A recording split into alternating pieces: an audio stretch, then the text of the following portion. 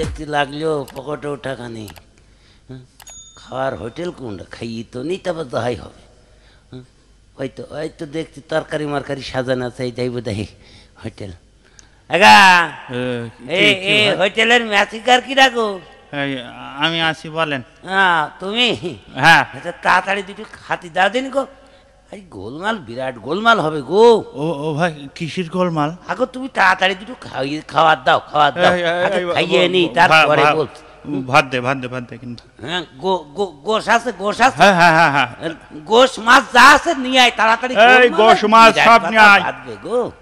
এই যে ভাই দিছি। হ্যাঁ দাঁড়া, আগো ডাল ডুল আছে না? হ্যাঁ ডাল নিয়ে আয়, একটু সালাদ দিস গো। আচ্ছা এই নাও সালাদ।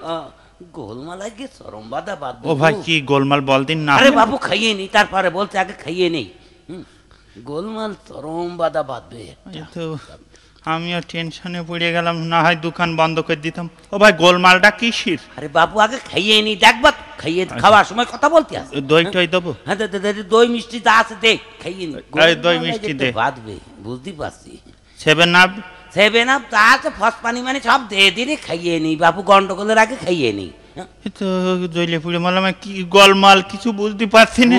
বুঝবা দাঁড়াও না, বুঝবা সবই বুঝবা। গোলমাল আগে একটা হবে, যা ভাব দেখছি গোলমাল না হয়ে ছাড়ছে না।